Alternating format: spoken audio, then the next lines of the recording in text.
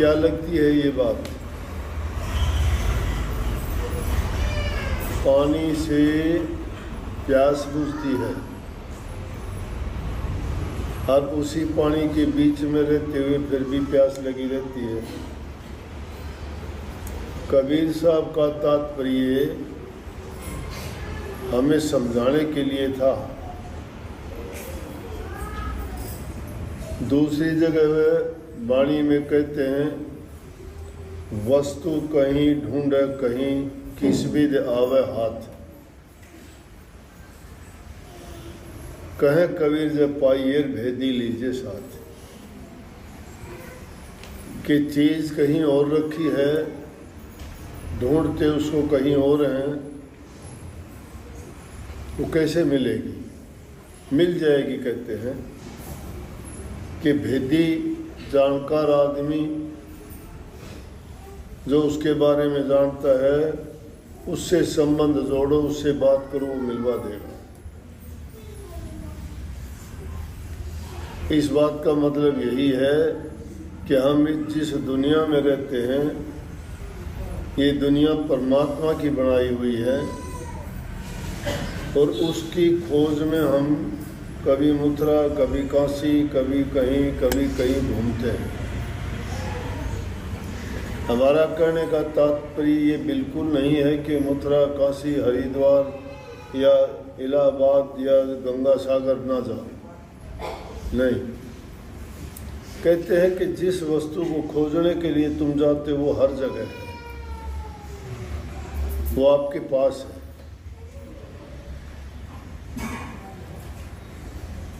कबीर साहब ने बहुत इशारे किए हैं अपनी वाणियों में। एक वाणी में तो उन्होंने बिल्कुल स्पष्ट ही कहा है, मोह को कहाँ ढूंढे बंदे, मैं तो तेरे पास में। कहे इंसान मुझे कहाँ ढूंढता है?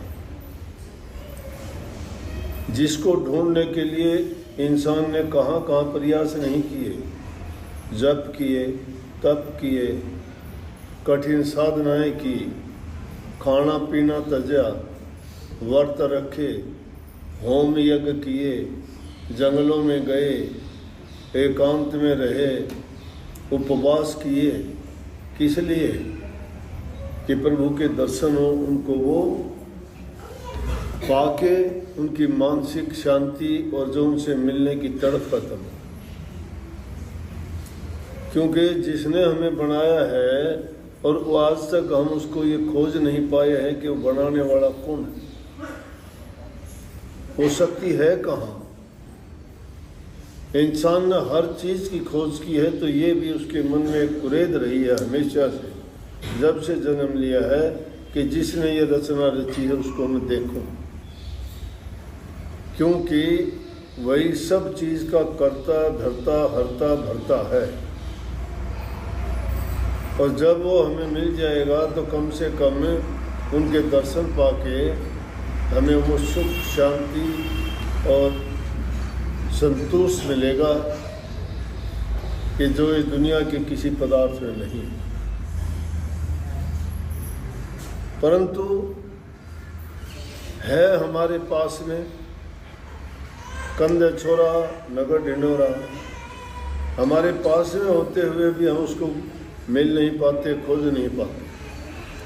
हाँ, वेदी का जो जिक्र किया गया, कहते हैं कि अगर रहबर गुरु तुम्हें मिल जाए, जिसने करनी की है, जिसने उसको पाया है, उससे अगर संबंध जोड़ोगे तो आपको भी मिलवा देगा। फिर वो प्यास मिट जाएगी, फिर वो प्यास नहीं रहेगी। और वो कैसे बता दिया कि वो हालत इंसान की इस तरह से है जिस प्रकार से मृग की नाभि में कस्तूरी होती है। कस्तूरी एक ऐसी सुगंधित चीज़ है कि जब उसकी खुशबू आती है तो इंसान को बहुत अच्छी लगती है। लेकिन कस्तूरी मिलती कहाँ है? मृग की नाभि में होती है। मृग को खुद नहीं पता तेरी नाभि में कस्तूरी है। जब वो पकती है, पकने के बाद जब उसमें खुशबू आती है तो हिरण उसको सूंघ के झाड़ियों में भागा फिरता है, उस झाड़ी में मुंह दिया, उसमें दिया, खोजता है कहाँ है वो चीज़, कहाँ छिपी हुई है। दिखाई तो देती नहीं, जो दिखाई नहीं देती तो सोचता है कहीं छिपी हुई है, तो उसको जगह जगह वो इस तरह से ढूंढता फिरता है। इसलिए कही कि मृग की नाभि में है कस्तूरी, जानकारी उसको है नहीं। ठीक उसी प्रकार से जिस प्रकार हिरण की नाभि में कस्तूरी है, उसी प्रकार से हमारा मालिक प्रभु परमात्मा हमारे अंदर ही है। वो सर्वदेशी है, पूरी सृष्टि में समाया हुआ है। पूरी सृष्टि में समाया हुआ भी तुम्हें अगर कह दे कि पानी की एक बूंद को लेके आप कह दो कि सागर कहाँ है, सागर उस बूंद में समाया हुआ है। उस ये बूंद सागर की है, सागर वाले गुण इस बूंद में भी हैं, बूंद में सागर है, सागर में बूंद है। महर्षि जी ने वाणी लिखी, उसमें कही बूंद में सिंध, सिंध में बूंदे, बूंद सिंध दो एक हुए, बूंद सिंध का झगड़ा मन में उनके लिए अनेक। वो बूंद इसी प्रकार से हमारे अंदर में वो एक जगह भी है और पूरी दुनिया में भी। चंद्रमा आकाश में है तो देखोगे तो हमारा है, भारत का है। गांव में देखोगे तो हमारे इस गांव का ही है। दूसरे शहर में देखोगे उस शहर का चंद्रमा है। दूसरे देश में जाओगे तो उस देश का हो गया वो सारी दुनिया में होते हुए भी एक एक का अलग अलग भी हर सब का वही है। इसी प्रकार से प्रभु भी हमारे अंदर में समाया हुआ है। खोजने की उसको ज़रूरत है। खोजोगे कब? जब आपको गुरु पूरा मिल जाएगा, वो तुम्हें रास्ता बताएगा, उसके नियम समझाएगा कि आपको उससे मिलने के लिए क्या क्या करना पड़ेगा, और उनके बताए मार्ग पर चलोगे तो उसको पालोगे। कोई मेहनत करनी पड़ेगी, कठिन परिश्रम करना पड़ेगा, बहुत संयम रखना पड़ेगा। अब संयम रखते नहीं, किसी चीज़ का पालन करते नहीं, गुरु के कहे में नहीं, मन के कहे में चलते हो। जिस चीज़ से तुम्हारा वो काम बनना है उसके तो बात को अनसुनी कर देते हो, क्योंकि उस मार्ग पर चलना कठिन है। देखा देखी तो सब पीछे हो लेते हैं, लेकिन उस रास्ते पर चलना बड़ा कठिन होता है। और जो सच्चा खोजी बन के चलता है तो उसको मिलता है। जो सच्चे बन के चले उनको सबको मिला, किसको नहीं मिला। परंतु हम मेहनत करना नहीं चाहते। जो मेहनत करना नहीं चाहता उसको कैसे मिल जाएगा? जब तक गुरु के दिखाए रास्ते पे हम नहीं चल पाते तो उसको भी नहीं देख पाते। उसको गुरु भक्ति कहते हैं। गुरु के बताए नियमों का पालन करो, अपने जीवन को उनके अनुसार ढालो। स्वार्थ की भक्ति नहीं है, लालच की भक्ति नहीं है, इच्छाओं और तृष्णाओं में डूबने वालों के लिए भक्ति नहीं है। भक्ति बड़ी तप की है, त्याग की है और साधना की है।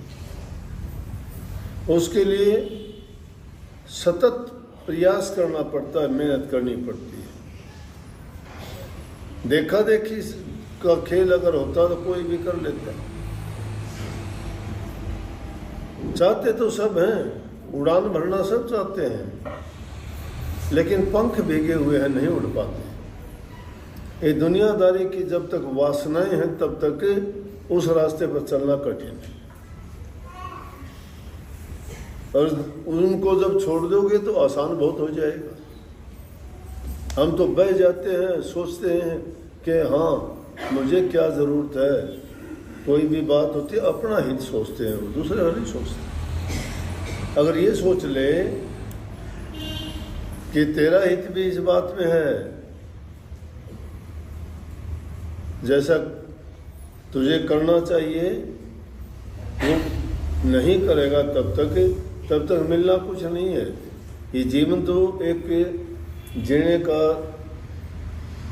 प्रोसेस है जो चलता रहता है, कीड़ी का नाल जैसे चलता रहता है ना।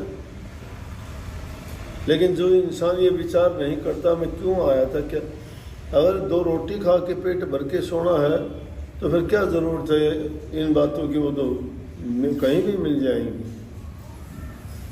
कितने लोग यहाँ आते हैं, देखते हैं हम, साधु का भेष बना लेते हैं, मांगते फिरते हैं, पूछते हैं शादी हुई थी, हाँ हुई थी, बच्चे और वो पत्नी घर हैं, बोला हमने उनको छोड़ दिया है, वो घर में ही है, हम घूमते हैं, वो घूमते हैं। घर छोड़ा, पत्नी छोड़ी, काम छोड़ा, और उसके बाद क्या सीखा? मांगना। अगर मांगते हो तो उससे मांगो ना, सब कुछ देने वाला है। खोजो उसको, पुकार करो उसके लिए, वो सबकी सुनता है। तुम्हारी पुकार सच्ची होनी चाहिए। ये तो है नहीं कि वैसे ही बोलते गए, बोलने मात्र से वो कोई मूर्ख नहीं है, वो अज्ञानी नहीं है, वो तुम्हारे दिल की भावनाओं को जानता है, किस मन से ये करता है। हम तो परमात्मा को ही धोखा देना चाहते हैं। परमात्मा जो सबको देखता है, सबकी जानता है, उसी को ही। एक आदमी था, एक ऊंचे पेड़ पर चढ़ गया, ऊंचे पेड़ पे चढ़ गया तो उतरना उसको मुश्किल हो गया। तो उसने सोच लिया हो गिरूंगा और मरूंगा। बोला हे परमात्मा, किसी तरह मुझे नीचे उतार दे, मैं 101 रुपये का प्रसाद बांटूंगा। परमात्मा को भी रिश्वत देना चाहते हैं। चलो, है वो शक्ति, जब तुम अपना दुख, अपनी बात, अपनी परेशानी उसको दे देते हो तो तुम्हारा डाइवर्ट हो जाता है, ध्यान उस ओर चला जाता है। आप सोचते हो मैंने अपनी परेशानी उनको सौंप दी, वो आप संभालेगा। इसी प्रकार से आप लोग भी जो आते हो ना, गुरु को सौंपते हो कि ये आशीर्वाद देना मेरा एक काम हो जाए। आपने अपने ऊपर नहीं रखा, क्योंकि आपने अपनी परेशानी सौंप दी, और वो सौंप देने के बाद में आप निश्चिंत हो गए कि हाँ मेरी ज़रूर मदद हो। तो लेकिन वहाँ भी हम क्या करते हैं? धोखे से परमात्मा से कहते हैं परमात्मा नीचे उतार दे, 101 रुपये का प्रसाद बांट। थोड़ा नीचे आ गया, बीच में आ गया, सोचता है परमात्मा 101 का क्या करेगा, कोई है तो नहीं, 1-2 आदमी मिलेंगे यहाँ, 50 रुपये का भोग। सुरक्षित नीचे आके उतर गया। बोले परमात्मा को तो प्रसाद मिलना नहीं, इनको खिला के क्या फायदा है, परमात्मा कभी खाता है क्या प्रसाद? बस ठीक है काम। तो इंसान इतना स्वार्थी है, जब इसको दुख पड़ते हैं, परेशानी पड़ती है, गुरु भी याद आता है, नाम भी याद आता है, मैं प्रभु से प्रार्थना करता है इस बार बचा लो, आगे नहीं करूँगा ये काम, आगे नहीं करूँगा। लेकिन आज ही करता है, अगले दिन भूल जाता है। बार बार करके जो भूलता है वो सोचता है कि परमात्मा भी भूल गया होगा, वो भूलता नहीं है। हम अपने आप को ही मूर्ख बना लेते हैं, अपने आप को ज्ञानी बना लेते हैं, अपने विचारों से ही सब कुछ समझ लेते हैं, और सब कुछ अपने ख्याल से और अपने मन से ही करके संतुष्ट हो जाते हैं। परमात्मा की ये खूबी है कि स्वामी जी महाराज ने तो कही है कि जब जब मार पड़ी दुखन की, तब तक डर डर भजन की और देखो मेर दया सतगुरु की, उसी भजन को मान लिया। अरे तुम दुख में भी अगर याद करोगे तो भी वो तुम्हारी उस बात को, झूठी को भी सच्ची मान लेगा। जो कोई भक्ति करे कपट से, उसको भी अपनाऊं। अगर कपट से भी भक्ति करोगे तो भी मान लेगा।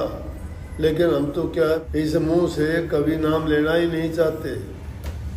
अगर नाम लेते तो हमारी ये हालत नहीं होती। हम तो बड़े चालाक, बड़े बुद्धिमान, बड़े ज्ञानी, बड़े समझदार बनते हैं, और वो समझदार और चतुराई बुद्धि कहाँ लेके जाती है? हमेशा नरक की ओर, हमेशा उल्टे रास्ते की ओर सही रास्ते की ओर ले जाती है क्या? सही रास्ते की ओर ले जाने वाली चीज़ को तो छोड़ देते हैं। सही रास्ते पे ले जाने वाली चीज़ है सत्संग, गुरु की शरण, नाम की भक्ति, सच्चा विश्वास और यकीन, बुरे कामों का त्याग, आलस स्वार्थ इन चीज़ों को दूर भगाना, मन और मनसा को सच्चा और अच्छा रखना, सेवा प्रेम बंदगी और वचन की सत्यता जो इंसान में आ जाती है तो हमेशा के लिए संतुष्ट और सुखी हो जाता है। सबको बहुत बहुत आशीर्वाद।